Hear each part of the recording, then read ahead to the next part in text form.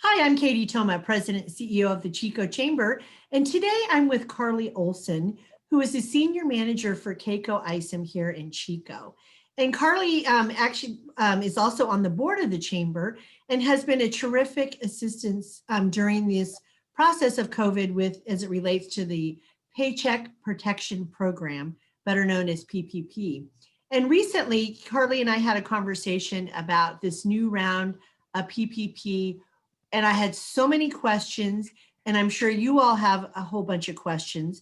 So I thought, well, why not invite Karli to come on and we can have a conversation, because there are some changes, and there's also changes to round one as well. And I just want you to know that they're good changes. Things are simplified. So Karli, thanks for being here today. Yeah, of course. Thanks for having me, Katy. So let's talk about PPP.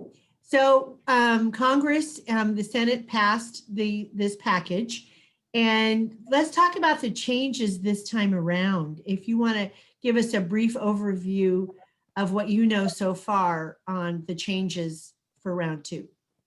Okay. Well, we have a couple different things at play. There were a few changes that have been made that are retroactive back to the first round of PPP. And then there are some changes going forward with the second round of PPP and the funding there for those that qualify. So if we look back first at the first round of PPP and some of those changes, they are having now a simplified process for forgiveness applications if your loan was under 150,000. So Congress has asked that SBA put together really just a one-pager application where you're certifying, your loan amount, the number of employees that you retained, an estimate of how much you spent on payroll of those funds, and then just certifications that you made a good faith effort to spend the funds appropriately and that you still meet the eligibility requirements that you had to certify to originally. So they're trying to make it a pretty easy process for those small businesses at that $150,000 level. I heard that kind of sounded like it was too good to be true and too easy. And there's only 5 things that are going to be required that so far is what we heard on that one page, loan forgiveness. So there's a possibility that could change. So should people wait until we officially hear about the loan forgiveness before they apply? We're recommending that people wait just because there do continue to be changes with the forgiveness process. If you've already put all your information together and you're already ready to submit, it probably doesn't hurt anything to just go ahead and do that. But if you haven't gathered all the documents, it's probably easier just to wait for that simplified process, save yourself quite a bit of time having to pull together payroll information and invoices if you spent it on things other than payroll, and just it'd be simpler to wait for that sort of rubber stamp application that we had been waiting for. Well, that's great. It's amazing how simple it is. So let's talk about round two. And one of the things that I read about round two is that you have to have expended your funds for round one before you can apply for round two, and that there's also a cap on round two. So can you talk about that? Yes, so there's a couple of changes with the second round of PPP. Like you said, there is a cap. So the maximum loan amount that you can qualify for with the second round is $2 million. So it's really targeted at some of those smaller businesses. They also reduced the employee count. It was a 500 person or 500 employee limit to apply for the first round, and now that's been reduced to a 300 employee limit. For the second round also, it's similar, 2.5 times your average monthly payroll. If you did the first round of PPP, you could probably use some of that same information for your application for the second round, which will help on that process. And there's also some income or revenue limitations built into the second round. So you had to have seen your gross receipts, so your gross income drop by at least 25% in 2020 compared to 2019. And that's looked at on a quarter by quarter basis. So if from April 1st to June 30th, that Q2 period of 2020, your revenue went down by 25% compared to that same period in 2019, then you would qualify for the second round. Well, it seems, especially with the restaurants, that will be easy. that seems like that would be an easy mark to make, and for a lot of other businesses as well. Well, and for the restaurants, there's really an expansion. So for most businesses, you still have that 2.5 times payroll. But for some businesses that qualify primarily in the restaurant and hospitality classification, it's actually now 3.5 times your payroll. So they now will get a larger amount of PPP funds this second round than they would have qualified for before.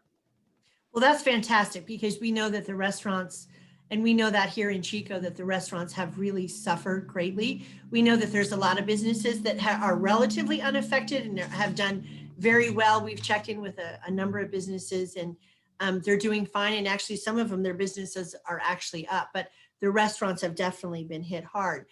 So, so let's say that the president signs this in. SBA has a certain amount of time to get ready, and then businesses are able to apply. Any idea on the time frame on that? You know, they really haven't given us a definite time frame, and I'm hopeful. Not always optimistic with some of these new programs, but since this is the second round, I am optimistic that they'll be able to get this going pretty quickly for businesses. I mean, this is really targeted at the hardest hit businesses that really need the support, you know, sooner than later. So it is built into the legislation that SBA is supposed to be ready within 30 days for these changes. So hopefully maximum 30 days once the president signs, but I'd really be surprised if it took that long, just because they should be set up and ready to do this. And, you know, the banks hadn't done this with the first round. They really had to mobilize really quickly. And we're already hearing from some banks locally and larger banks, you know, they're already contacting customers and saying that they're going to be ready to accept applications. So I think everybody's really trying to get this done as quickly as they can to help these businesses. Great. So you still have to go through your banker for it, correct? Yeah, so similar to last time, I know that they opened it up to some smaller regional banks and tried to find other alternatives for financing, and I believe that those all should still be qualified. Great. So the chambers really relied on K-Coe Isom for information in the financial area for our members and for the business community at large. We've got have had a lot of traffic on our website and social media on the information that we've received from K-Coe. So your website, your COVID-19 resource page is open to the public. So you don't have to be a client of K-Coe to access that information, or, you know, those webinars that are so amazing. That's right. So we do have a lot of free resources on our website, kco.com, and we have a COVID-19 section, and we really have a lot of information, not just on the CARES Act, or, you know, we'll be posting some information once it's signed by the president and official law. We'll post on the second round of stimulus, but we also have resources on the payroll tax credits, you know, the new sick leave policies. So a lot of the other things that have come through on that legislation, you know, specific items targeted at farmers or other agriculture entities. So we really have tried to break that up so that way you can find what you need. But there's a lot of content on there that is available to anyone to access. Well, we really appreciate that you are so generous with your support of the small business owners. And we know that, you know, Chico's, like many other communities that K-Coe serves, that they're really hurting, and small business can't always afford to contact their CPA. Nothing against your hourly rate, Karli, but it does get very expensive. So to be able to provide those resources that they can sort through. I actually was on one of your webinars, and one of your principals talked about, one of your partners talked about looking at the forecast that there may be, with the new administration, that there could be more help coming along the way the first part of next year as well. So that's encouraging. It feels like we're in a pro-business environment right now. Is that your sense? That is my sense. You know, anytime you have a new president coming in and new representation, you never exactly know how things are going to end up coming together. But I think that there's a lot of bipartisan support that we really need to support our businesses and support a lot of people that are struggling right now, or else, you know, these businesses won't survive this pandemic, and that's not going to be, you know, good for anybody. Well, I talked to one restaurant owner yesterday, and he was just stressed out to the max. they're trying to do curbside and, abide by the rules and the stay-at-home order and trying to keep their employees on. And, the numbers in Butte County keep increasing. So we know that the likelihood that the stay-at-home order is going to come off anytime soon it's just not going to happen. So this PPP is so important for those small business owners. So I appreciate you coming on today and explaining some of the nuances. And it really feels like it's much more simple this time, I think, because it is round two and that the SBA, has figured things out, that U.S. Treasury and SBA got on the same page maybe this time. It happened the last time, as we know, they created lots of confusion. So is there anything else you want to add as far as the PPP goes, or any support for resources for small business owners?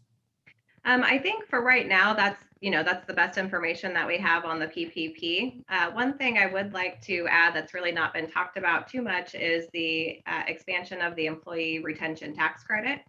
So that's a tax credit that when it first came out with the CARES Act, you had to choose, do you want the PPP funds or do you want to take advantage of that tax credit? So that's actually been changed now with this new legislation so that those that qualify for PPP also now can take this employee retention tax credit. It was targeted at businesses that had a reduction in revenue of at least 50% in a quarter in 2020. And starting January 1st of 21, that reduction now only has to be 20%.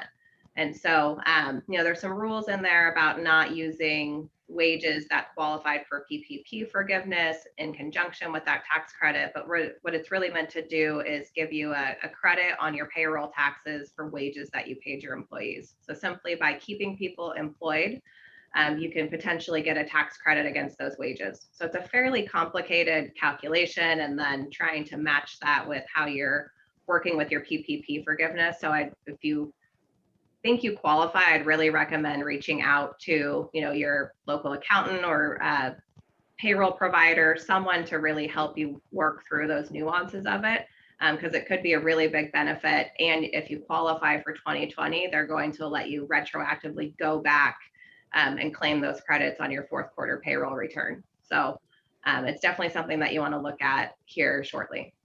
Well, what a game changer for small business owners. And, some of the like I said, some of the small business owners that, don't have access to this type of information is really, really helpful.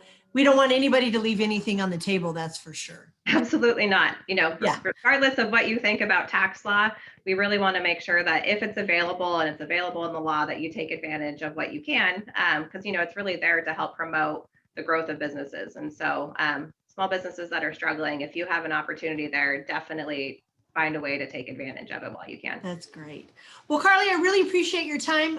And I want to say personally that I appreciate your commitment to Chico. You've been a senior manager, you've been at K-Coe for 13 years, and obviously committed to Chico State alum. And so it's apparent taking this time during this busy season. I know you're going to head into tax season shortly. So maybe we won't see you till April 16th or something.